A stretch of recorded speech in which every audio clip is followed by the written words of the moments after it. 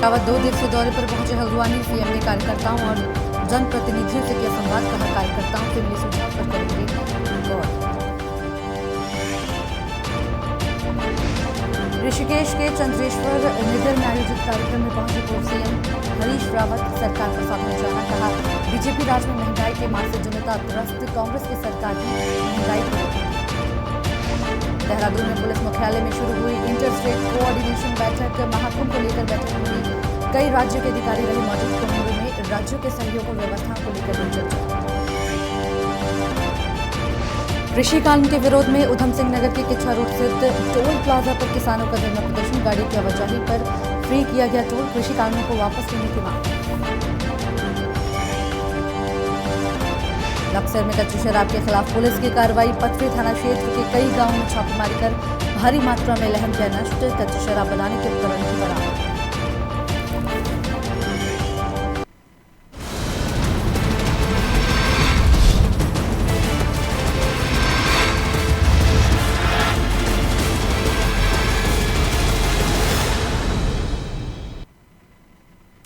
नमस्कार, आप देख रहे हैं खबर उत्तराखंड और मैं हूं आपके साथ आफरीन अली। बुलेटिन की शुरुआत करेंगे और सबसे पहले बात मुख्यमंत्री त्रिवेंद्र सिंह रावत की करेंगे।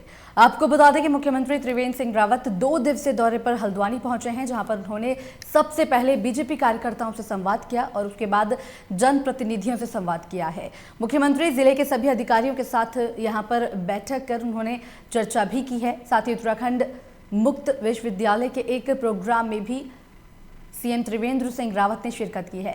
मुख्यमंत्री ने कहा कि बीजेपी कार्यकर्ताओं ने संवाद के दौरान कुछ लिखित सुझाव दिए हैं, जिनका अध्ययन करने के बाद आगे की रणनीति तय की जाएगी।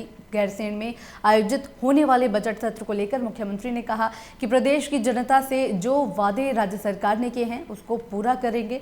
और साथ ही उन्होंने कहा कि इससे पहले भी बजट सत्र गैरसैंण में ही आयोजित किया गया था, लेकिन कोविड की वजह से सत्र अंतिम 2 गैरसैंण से हटकर देहरादून करना पड़ा। ग्रीष्मकालीन राजधानी तो गैरसैंण है, उसके विकास के लिए राज्य सरकार से जितना ज्यादा हो पाएगा वो अपनी पूरी कोशिश करेगी। नहीं, ऐसा नहीं है। पिछला बजट भी गैरसैंण में ही हुआ था, लेकिन कोविड के कारण जो अंतिम 2 दिन थे, हमको मध्य सत्र में निर्णय लेना पड़ा कि उसको देहरादून में करना चाहिए। और ग्रीष्मकालीन राजधानी गैरसैंण है, इसलिए ये ग्रीष्मकालीन जो हमारा सत्र है वो वहाँ पर हम कर रहे हैं और जो बजट सत्र है वो वहाँ पर संपन्न होगा। मैं समझता हूँ कि प्रदेश की जनता और जनता से जो वायदा हमने किया था उसको हम पूरा कर रहे हैं। सर, जैसा बात की चमोली सरकार का काम। वहीं ढंढेरा को नगर पंचायत बनाए जाने के बाद कांग्रेस नेता ने बीजेपी सरकार पर आरोप लगाया है। कांग्रेस नेता उदय सिंह पुंडीर का कहना है कि सरकार इसे 4 साल तक दबाए बैठी रही और अब चुनावी मौसम में सरकार ने फायदा लेने की नियत से ढंढेरा को नगर पंचायत बनाए जाने का लॉलीपॉप दिया है, क्योंकि अभी इसका शासनादेश जारी नहीं हुआ है। प्रेस कॉन्फ्रेंस के दौरान उदय सिंह ने कहा कि मिलाप नगर में जलभराव की समस्या है, ढंढेरा की तमाम गलियां गंदे पानी से लबलबा हैं। साथ ही अगर सरकार वास्तव में ढंढेरा या खानपुर विधानसभा के लोगों को की हितैषी है तो ड्रेनेज प्रोजेक्ट भी तैयार करे और साथ ही जो हरीश रावत सरकार द्वारा पास कर दिया गया था।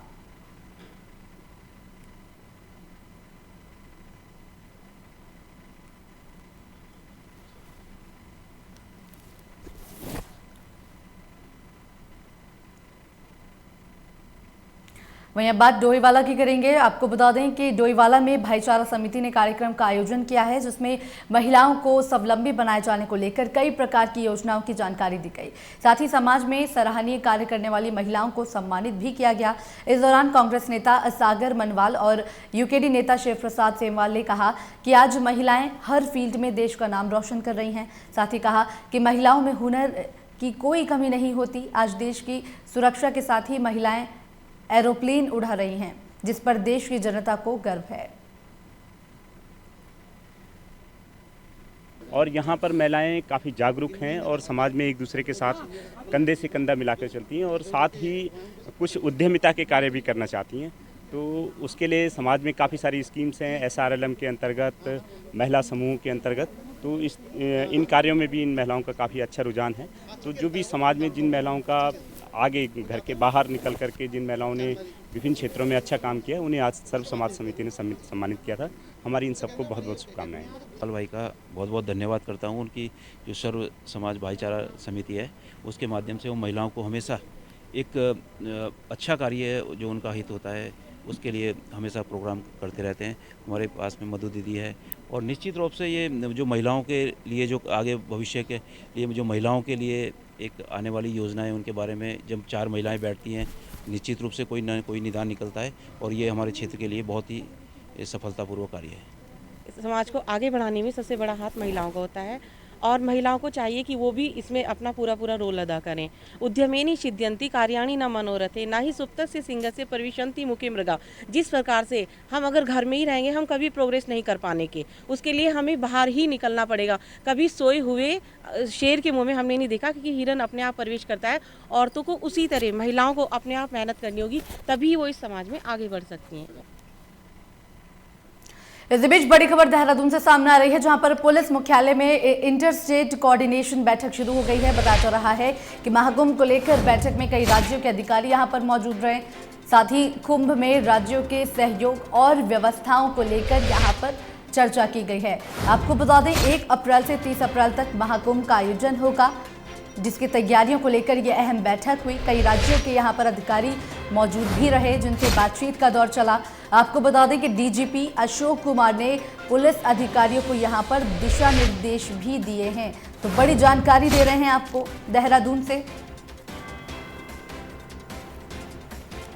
जहां पर पुलिस मुख्यालय में इंटर स्टेट कोऑर्डिनेशन की बैठक यहां पर हुई थी। कई मुद्दों को लेकर यहां पर बातचीत हुई। महाकुंभ को लेकर बैठक में कई राज्यों के यहां पर अधिकारी भी मौजूद रहे थे, जिनसे महाकुंभ को लेकर राज्यों के सहयोग और व्यवस्थाओं को लेकर चर्चा हुई है।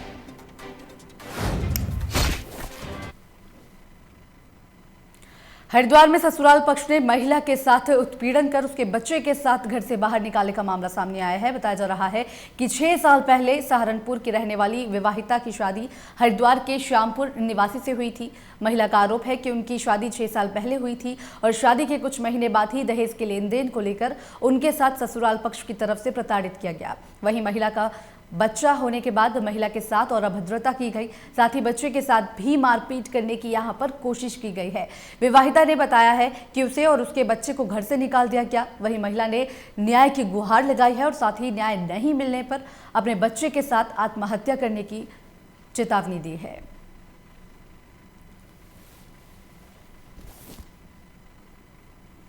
इस बीच बड़ी खबर हरिद्वार से है, जहां पर पैतृक संपत्तियों में महिलाओं को अधिकार मिलेगा। तो बड़ी जानकारी आपको दे रहे हैं हरिद्वार से।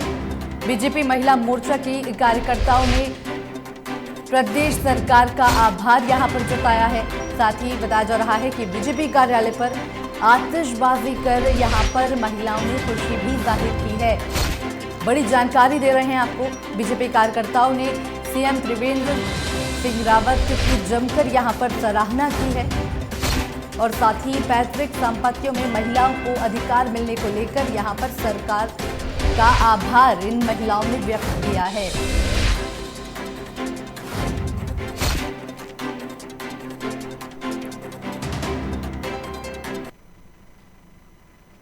वहीं लक्सर कोतवाली के खड़ंजा गांव निवासी महिला ने न्याय की गुहार लगाई है। महिला का कहना है कि उसकी शादी मखियाली खुर्द निवासी के साथ हुई थी, जिसके बाद से ही उसके पति ने उसे गर्भ निरोधक दवाइयों का प्रयोग करवाकर उसका बच्चा नहीं होने का कारण बताकर दूसरी शादी कर ली। महिला का आरोप है कि उसके पिता समान ससुर ने उसके साथ अभद्रता करने की कोशिश की, जिसके बाद जब उसने अपने पति को सब कुछ बताया तो उसने महिला के साथ ही मारपीट कर उसे घर से बाहर निकाल दिया। वहीं इस मामले में कोतवाली प्रभारी प्रदीप चौहान ने संज्ञान लेते हुए कहा है कि दोनों पक्षों को आमने सामने बैठाकर बात की जाएगी, उसके बाद ही कोई कार्रवाई की जाएगी। बाथरूम में पूरी रात बंद हुई मैं 2 ननद थी मेरी, उन्होंने भी छेद के मैंने सुबह को अपने आदमी को बताया था, मैं इस तरह बात हो, उसने मुझे छेद पीट को घर से निकाल दी, धक्के देगा। तो उस दिन से मैं अपने घर पे रह रही, ना कुछ खैर ना खबर, कुछ नहीं हुआ। दूसरी औरत का कोई चक्कर बता रहे? फिर दूसरी औरत का चक्कर लाजपुर में हुआ, उसकी शादी हुई 14 तारीख में, फरवरी की 14 तारीख में, बाथरूम। और अब बात रामनगर की करेंगे। आपको बता दें कि जिम कॉर्बेट पार्क में एनटीसीए गाइडलाइन की खुलेआम धज्जियां उड़ाई जा रही हैं। सरकार की गाइडलाइन में कोई भी पर्यटक दूरबीन और कैमरा ही लेकर अंदर जा सकता है, लेकिन अधिकारियों की मिलीभगत से पार्क के अंदर शराब लेकर जाई जा रही है। एनटीसीए की गाइडलाइन के अनुसार जो पर्यटक डे विजिट के लिए अंदर जाते हैं उनको दूरबीन और कैमरा ले जाने की परमिशन है, जबकि खाने पीने का कोई भी सामान ले जाना सख्त मना है। लेकिन पार्क के अंदर बने गेस्ट हाउस के पास से कुछ और ही नज़ारा देखने को मिल रहा है, जहां महंगी महंगी शराब की बोतलों के ढेर पड़े हुए हैं। सूत्रों से मिली जानकारी के अनुसार ढिकाला जॉन के गेट पर कर्मचारियों और अधिकारियों की मिलीभगत से शराब की महंगी महंगी बोतलें पार्क के अंदर लाई जाती हैं। वहीं पार्क में जंगली जानवरों को बड़े करीब से देखा जा रहा है, जबकि 500 मीटर की दूरी से जानवरों को देखने की भी यहां पर अनुमति नहीं है। वहीं पार्क के डायरेक्टर राहुल ने बताया कि दूरबीन और कैमरे के अलावा वस्तु पार्क के अंदर और कोई भी वस्तु नहीं लेकर जाई जा सकती और साथ ही जंगली जानवरों को सिर्फ 30 मीटर के दूरी से ही देखा जा सकता है। वहीं जंगल में 2 जिप्सियों के बीच 50 मीटर की दूरी भी होनी अनिवार्य बताई गई। जो पर्यटक कॉर्बेट टाइगर रिजर्व के अलग अलग जोन्स में जाते हैं, उसमें जो भी नियमानुसार जो टूरिज़्म के गाइडलाइंस है उसके अनुसार वो जा सकते हैं। और जो पर्यटक डे विजिट के लिए जाते हैं उनको अपने साथ जो पर्यटन के संबंधित जो चीज़ें हैं जैसे बाइनोकुलर या कैमरा वही ले जाने की अनुमति है। उसके अलावा जो हमारे नाइट स्टे के विजिटर हैं उनको क्लोथिंग और जो भी आवश्यक सामग्री है यही उनको ले जाने की अनुमति है। विश्व प्रसिद्ध कॉर्बेट टाइगर रिजर्व में 13 साल बाद पक्षियों की गणना हुई है। कॉर्बेट की 12 रेंजों में 24 टीमों ने 3 दिनों तक अलग अलग जगह पक्षियों को चिन्हित किया है और उनकी प्रजातियों के बारे में भी जाना। 16 फरवरी से शुरू हुई गणना 18 फरवरी तक चली। साथ ही कॉर्बेट रिजर्व के निदेशक राहुल कुमार ने बताया कि कॉर्बेट टाइगर रिजर्व में 600 से ज़्यादा पक्षियों की प्रजातियां पाई जाती हैं। उन सभी पक्षियों की गणना की गई जो सर्दियों में दिखाई देती हैं। अब बरसात में दोबारा की जाएगी गणना और साथ ही कॉर्बेट टाइगर रिजर्व के पूरे लैंडस्केप में पक्षियों की क्या चेकलिस्ट है उसे भी तैयार किया जाएगा। जो पक्षियों की गणना है उसका कार्य चल रहा है। पक्षी जो हैं वो अलग अलग सीजन्स के हिसाब से उनकी प्रेजेंस और उनकी दिखाई देते हैं। इस हिसाब से ये कार्य प्रारंभ किया गया है। अभी जो इस समय विंटर सीजन के जो बर्ड्स होते हैं उनकी गणना का कार्य और आइडेंटिफिकेशन का कार्य जो है पूरे कॉर्बेट टाइगर रिजर्व में अभी 26 स्थानों पर किया जा रहा है। आज उसका आखिरी दिन है। जो भी डेटा उससे प्राप्त होगा उसको कंपाइल करके उसको सूचित किया जाएगा और साथ ही साथ ये पूरे साल बारिश में और जो गर्मियों में और जो अलग अलग सीजन्स हैं उसको पूरे साल इसको कंडक्ट करके कॉर्बेट टाइगर रिजर्व में कुल। वहीं ऋषिकेश के चंद्रेश्वर नगर में आयोजित कार्यक्रम में शिरकत करने पहुंचे पूर्व मुख्यमंत्री हरीश रावत ने बीजेपी सरकार पर निशाना साधते हुए कहा कि बीजेपी सरकार से जनता त्रस्त है। लगातार महंगाई बढ़ने के कारण जनता पर दोहरी मार पड़ रही है। एक तरफ पेट्रोल महंगा, दूसरी तरफ गैस के सिलेंडर के दामों में वृद्धि होने से जनता की जेब पर डाका पड़ रहा है। अब जनता परिवर्तन चाहती है। आने वाले विधानसभा चुनाव में कांग्रेस महंगाई पर नियंत्रण करेगी।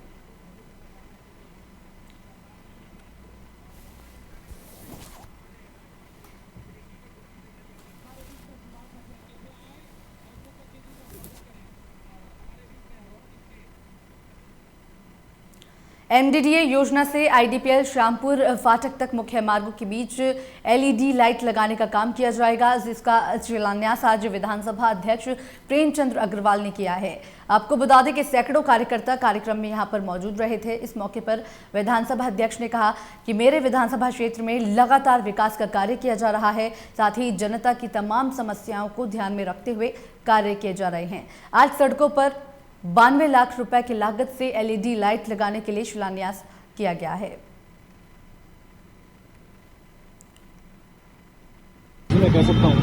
कि हमारे एमडीडी के द्वारा ही जो हमारे आईडीपीएल गेट से और जहाँ हम यहाँ ये श्यामपुर क्रॉसिंग पे बैठे हैं, यहाँ तक रोड के बीच में स्ट्रीट लाइट यानी पथ प्रकाश का कार्यक्रम यहाँ पे आज हम लोग उसका शुभारंभ कर रहे हैं, जिसकी लागत लगभग 92 लाख रुपए है और 80 पोल में 160 लाइटें लगाई जाएंगी, एलईडी सजावटी लाइट इस पर लगेगी और एक बल्ब जो है 120 वाट का होगा। मुझे खुशी है इस बात की कि एमडीडीए जो हमारे क्षेत्र से अनेकों बार इस प्रकार से लोगों की एक शिकायत रहती थी, लेकिन आप इस बीच बड़ी खबर रुड़की से है, जहां पर मेयर गौरव गोयल के खिलाफ मुकदमा दर्ज किया गया है। बताया जा रहा है कि कोतवाली गंग नहर में कोर्ट के आदेश पर एफआईआर दर्ज हुई। महिला से छेड़छाड़ और मारपीट के आरोप में ये कार्रवाई की गई है। बड़ी जानकारी दे रहे हैं आपको बता दें कि मेयर गौरव गोयल सहित 6 लोगों के खिलाफ ये मुकदमा दर्ज हुआ है। बड़ी और अहम खबर इस समय की आपको रुड़की से दे रहे हैं, जहां पर महिला के साथ छेड़छाड़ और मारपीट के आरोप में मेयर गौरव गोयल के खिलाफ मुकदमा दर्ज कर लिया गया है। कोतवाली गंग नहर में कोर्ट के आदेश के अनुसार ये कार्रवाई की गई, इनके ऊपर एफआईआर दर्ज की गई है। महिला ने मेयर गौरव गोयल के खिलाफ आरोप लगाया था छेड़छाड़ और मारपीट का, जिसके बाद कोर्ट के आदेश के बाद ये कार्रवाई करते हुए कोतवाली गंग नहर में एफआईआर दर्ज की गई है। बताया जा रहा है कि मेयर गौरव गोयल के साथ साथ 6 लोगों के खिलाफ ये मुकदमा दर्ज हुआ है।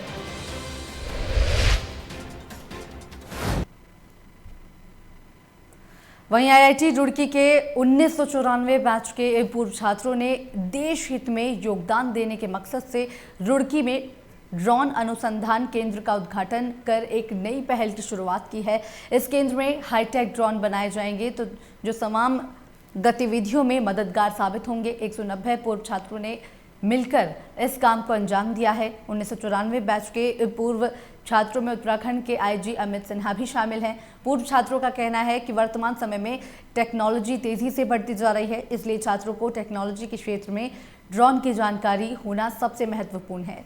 साथ ही आईआईटी में बना ड्रोन सेंटर एक मील का पत्थर साबित हो सकता है। वहीं आईआईटी के निदेशक डॉक्टर अजय चतुर्वेदी का कहना है कि पूर्व छात्रों ने ही अपने सहयोग से इस ड्रोन को लैब में तैयार किया। ये ड्रोन कृषि, आपदा, रेलवे ट्रैक की निगरानी के लिए काफ़ी फायदेमंद साबित होगा। डॉक्टर चतुर्वेदी का कहना है कि आईआईटी की लैब में हाईटेक ड्रोन तैयार किए जाएंगे। तो आईजी अमित सिन्हा ने बताया कि उन्होंने चमोली में आई आपदा में भी ड्रोन का प्रयोग किया, जो सफल रहा है।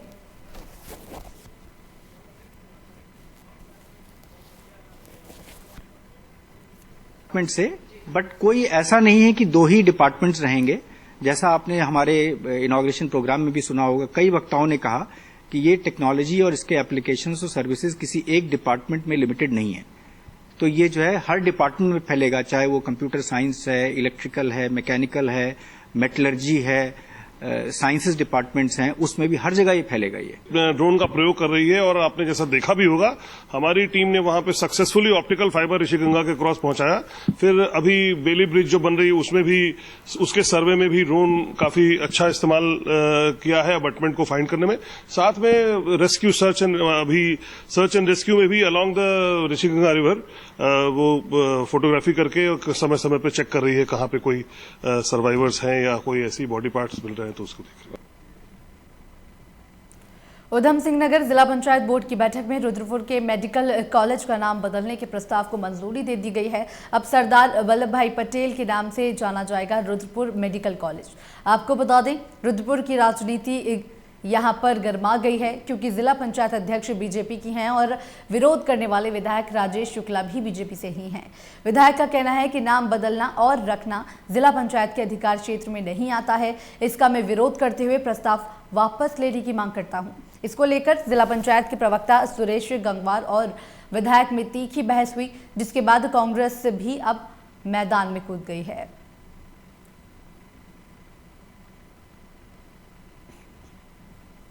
जिला पंचायत का प्रदेश सदस्य होता है विधायक, इन्होंने क्यों नहीं बुलाया विधायकों को, सांसद को?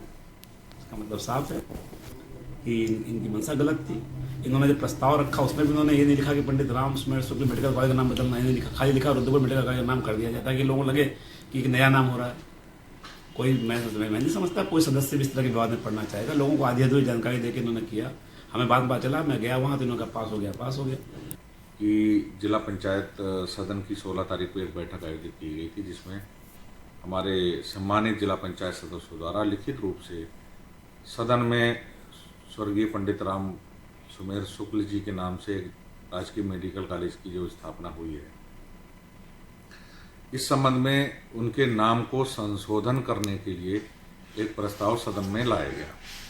अगर माननीय सदस्यगण कोई भी विषय अगर लिखित रूप से सदन में चर्चा कराने के लिए देते हैं तो वो माननीय अध्यक्ष जी की मजबूरी भी नहीं है, लेकिन एक भारत के संविधान के तहत, पंचायती राज एक्ट 1961 के तहत उनकी एक जिम्मेवारी बनती है। जिला पंचायत ने जो रुद्र मेडिकल कॉलेज का नाम सरदार वल्लभ भाई पटेल जी के नाम से रखने की बात कही है, प्रस्ताव पास किया, मैं उसका समर्थन करता हूँ और एक अच्छा कदम है। इतने लौह पुरुष जिसको भारतीय जनता पार्टी ने पूरा देश मानता हो और उस पार्टी के लोग प्रस्ताव रखें, तो मुझे लगता है कि उसको सबको स्वीकार कर लेना चाहिए, क्योंकि भारतीय जनता पार्टी ने तो पूरे देश के अंदर कितने फुट लंबी उनकी प्रतिमा बनाई है, कई सौ फुट लंबी, और हम तो पहले भी समर्थक रहे हैं सरदार वल्लभ भाई पटेल के, तो कांग्रेस में भी उनको मानते हैं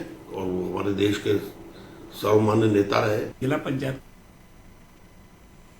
वहीं कृषि कानूनों के विरोध में टोल प्लाजा पर किसानों ने धरना प्रदर्शन किया है, जहां पर धरना प्रदर्शन करते हुए टोल नाकों को खोल दिया गया। आपको बता दें कि सभी गाड़ियों की आवाजाही पर टोल फ्री कर दिया गया। किसानों ने केंद्र सरकार के खिलाफ जमकर यहां पर नारेबाजी की। किसानों का कहना है कि जब तक सरकार तीनों कृषि कानून को वापस नहीं ले लेती, किसान ऐसे ही आंदोलन करते रहेंगे। उधम सिंह नगर के किच्चा रोड स्थित टोल प्लाजा के पास ये किसानों की तरफ से धरना प्रदर्शन किया गया था। चेतावनी है, अगर किसानों से टोल लेना बंद नहीं करेंगे तो आगामी कुछ दिनों के अंदर 1 तारीख को महापंचायत है, 1 तारीख से हम इसे अनिश्चितकाल के लिए टोल सभी नागरिकों के लिए उठा देंगे, खोल देंगे।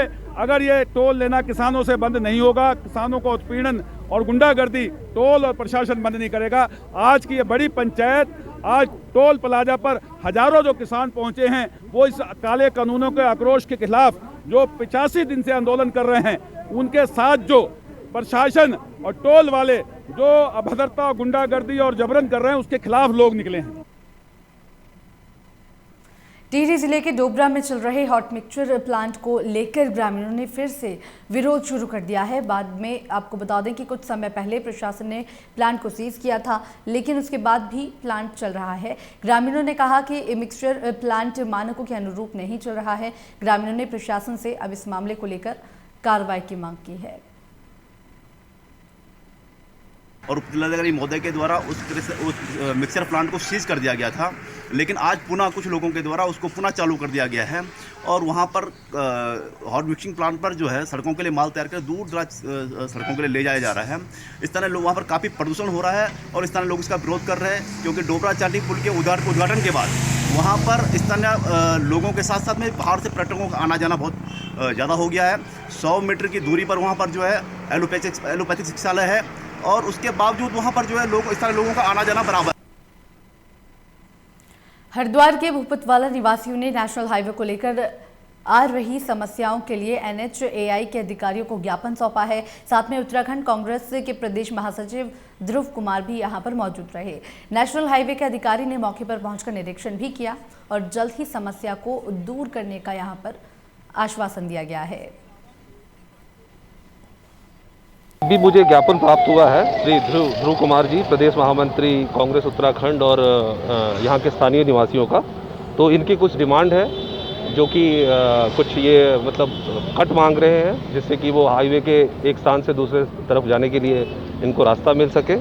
और ये ज्ञापन मुझे प्राप्त हुआ है। इस ज्ञापन की हम तकनीकी रूप में इसकी जांच करेंगे और सारे सेफ्टी फीचर्स को और जो भी सुरक्षा की चीज़ें हैं पब्लिक का ध्यान में रख के हम इसके ऊपर गंभीरता से इस पर विचार करेंगे। हरिद्वार में और हरिद्वार में शांतिपुंज के करीब हैं और यहाँ पर जो यहाँ की जो स्थानीय जो जनता है इनका रोष है NHI को लेकर के, क्योंकि कुछ इस तरह के जो नेशनल हाईवे बने हैं उसमें जो कट हैं वो प्रॉपर नहीं दे रखे हैं। तो हमारे साथ प्रदेश महामंत्री है कांग्रेस के ध्रुव कुमार जी, तो बात करते हैं क्योंकि आज जनता इकट्ठी हुई है इनके साथ, तो क्या इनकी मांग है NHI से। तो एक तो ध्रुव कुमार जी, क्या मांग है आपकी NHI से? देखिए, मेरे पास जनता ने जो मांग का एक ज्ञापन दिया था मुझे अभी 4 दिन पहले, वो जनता की मांग ये थी कि अनऑथराइज्ड जो कट खुले हुए हैं उसकी जब जनता को ज़रूरत नहीं है, जिस चीज़ की जनता को ज़रूरत है वो कट तो वहाँ दिया ही नहीं गया। अब जैसे कि देखा जाए सारे कट बंद कर दिए गए हैं, जिससे कि होटल संचालक, क्षेत्र के निवासी और ढाबा और व्यापारी लोगों को इतना नुकसान झेलना पड़ रहा है। आप जानते भी हैं कि एक तो सेंटर में बैठी जुमलेबाज सरकार और दूसरा यहाँ बैठी उत्तराखंड में चोर सरकार। तो इन्होंने काम ये किया, पहले व्यापार ठप कर दिए और अब रही किसी कसर NHI ने पूरी कर दी इनकी। अब ये बेचारे परेशान हैं। अब किसी का अनहोनी घटना हो जाए कौन जिम्मेवार है? ना कोई कट है। अब हमें हरिद्वार जाना हो तो क्या हम रोंग साइड होके जाएंगे? NHI पे इतना खतरा बढ़ चुका है, इन्होंने सरकार ने सिर्फ पैसा खाने के चक्कर में जल्दबाजी में सारे NHI बना दिए, नेशनल हाईवे को डेवलप कर दिया, कट बंद कर दिए कि जनता मतलब ऐसे कर दिए जैसी तानाशाही हो कि कहीं से निकल ही ना सके बाहर, सिर्फ हमारी चले हुकूमत। अच्छा, एक ध्रुव जी, एक समस्या और भी है यहाँ देखने को, क्योंकि ये हरिद्वार का एक कोना है हरिद्वार जिले का और फिर इसके बाद देहरादून जिला लग जाता है, तो कहीं ना कहीं समस्या पैदा होती है लोगों को यहाँ पर। तो कहीं कट भी ऐसे देखे गए हैं कि जो दूसरी तरफ बना दी गई जिले के अंदर। तो और क्या लोगों की क्या मांग है और ज्ञापन आपने आज दिया तो क्या आश्वासन भी मिला, ये भी बता दीजिए। देखिए, मैंने NHI के अधिकारी अजय प्रताप जी को आज बुलाया है और उनको मैंने आज ज्ञापन दिया है जनता के साथ अपनी। तो मैंने उनको ज्ञापन में यही बताया कि जो अनऑथराइज्ड कट बने हुए हैं एक तो उनको बंद किया जाए। जैसे कि अभी आपको ज्ञात होगा कि 4-5 दिन पहले एक लड़के का एक्सीडेंट हुआ सिर्फ इनके कट की वजह से। अब मैं इनसे ये सवाल पूछता हूँ कि जो अनऑथराइज्ड कट हुए हैं, चाहे वो ये कहते हैं कि जनता द्वारा हो, लेकिन मेरे को नहीं लगता कि जनता ने किए हैं वो कट। और अगर वो जो लड़के की मृत्यु हुई है, क्या उसका जिम्मेवार प्रशासन है या NHI है? मैं इनसे ये सवाल पूछता हूँ। उनका तो बेचारा घर का एक बंदा चला गया ना, NHI उसमें जिम्मेवारी नहीं ले रही। अब हम NHI को कह रहे हैं कि भैया यहाँ कट दो, आप जो जिस हिसाब से कट जहाँ पे जनता की सुविधा हो, आप यहाँ पे जेब्रा क्रॉसिंग बना के, गो स्लो के पोस्टर बैनर लगा के अपने एक रेड लाइट लगा दो। खबर उत्तराखंड में फिलहाल इतना ही। तमाम खबरों के लिए देखते रहिए लोकमंच।